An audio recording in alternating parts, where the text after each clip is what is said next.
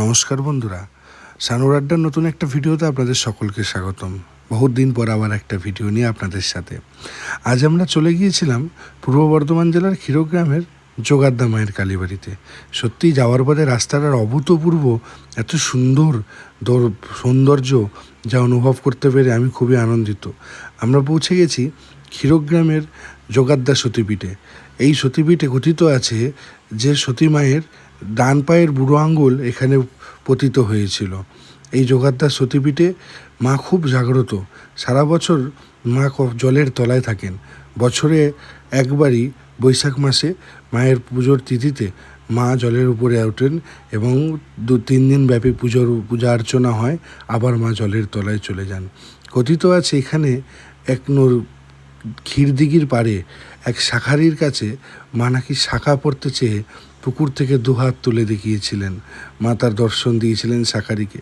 সেই থেকেই এখানে এই মা যোগাদ্দা রূপে পরিচিত হয়ে পূজিত হন। সত্যি এত অভূতপূর্ব একটা মন্দির, এত শান্ত স্নিগ্ধ একটা পরিবেশে এত সুন্দর একটা মন্দির যা বলার মতন নয়। আমি এবং আমার পরিবারের কয়েকজন মিলে আমরা গিয়েছিলাম এই যোগাদ্দা মায়ের মন্দির ঘুরতে। সেই যোগাদ্দা মায়ের মন্দিরে যদিও আমি প্রথমবার যাইনি এটা আমার প্রায় 3-4 বার হয়ে গেল যোগাদ্দা মায়ের কাছে যাওয়া। মা খুব জাগ্রত। মায়ের কাছে যে যেটা মানত করেন মা কাউকে বিফলের ফেরত দেন না।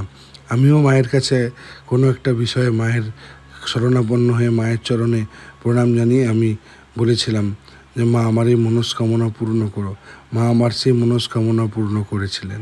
তাই আবার মায়ের কাছে গিয়েছিলাম মায়ের দর্শন নিতে।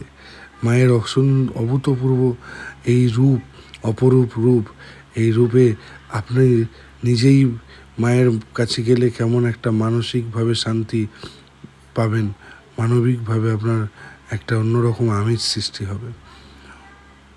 তাই সকলকে একবার অনুরোধ করব, পারলে একবার ঘুরে আসুন পূর্ব বর্ধমান জেলার ক্ষীরগ্রামের যোগাদ্দা সতীপীঠে, শক্তিপীঠ যোগাদ্দা মায়ের মন্দিরে।